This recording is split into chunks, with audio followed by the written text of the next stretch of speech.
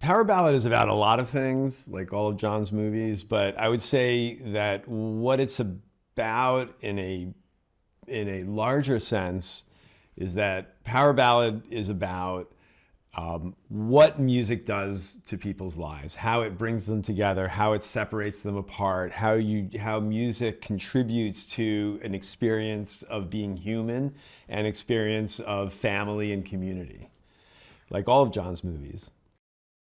Power ballad is really fun in that there's lots of different types of music. First of all, there's the music that Paul Rudd's character sings at weddings, which are, great standards that we all love and we all know and we've all danced to at weddings ourselves.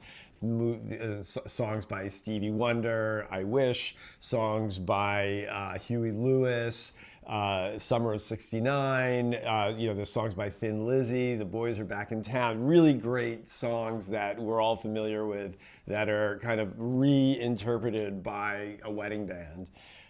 There's the songs that Paul Rudd's character writes, which are kind of soulful singer-songwriter songs, and then the songs that Nick Jonas's character has done before, which are kind of he comes from a boy band, so they're kind of very poppy boy band songs, and now his character is trying to establish himself as an independent artist, independent of a band, and so he is he's fusing the soulful singer-songwriter songs that Paul's character has written into a more poppy version. So you really do see songs get created. You see them at different levels of production. You see Paul's version of it. You see Nick's version of it. It's a real exploration of how songs can be different when sung by different people and produced by different people.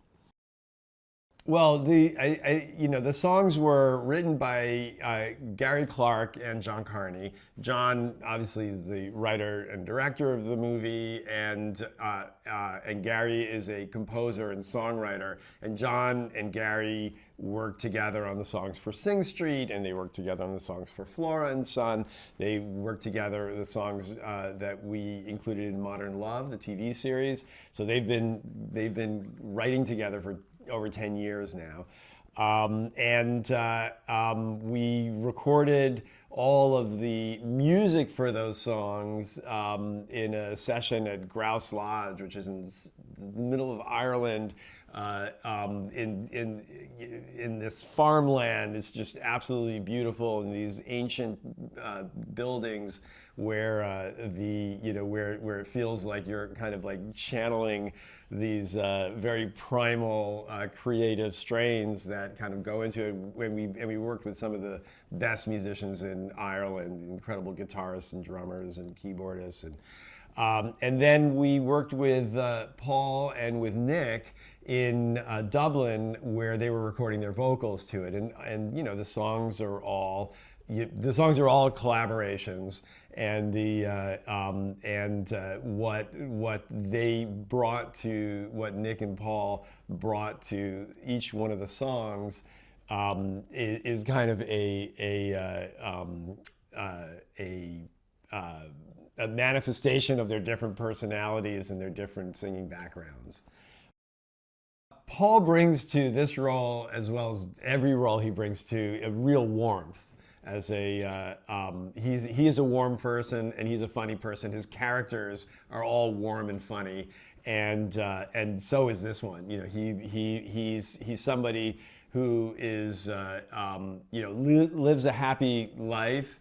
And then he has this brush with fame and stardom, and now he feels like he's been cheated out of something that belonged to him, which is credit for his song.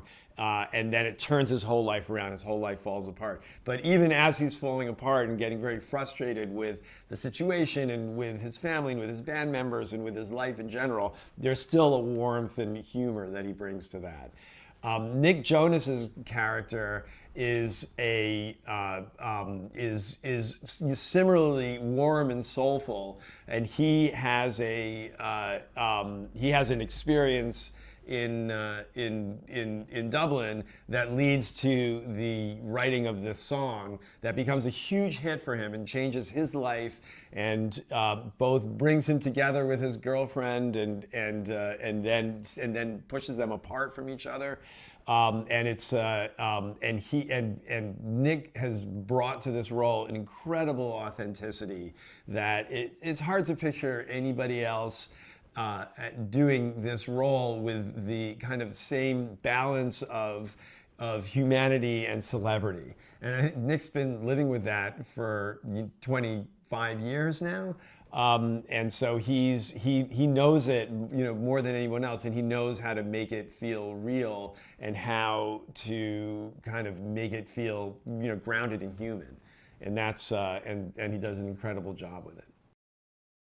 Probably the most universal theme going through this is this idea that you have to look at what is working in your life and find a way to appreciate that.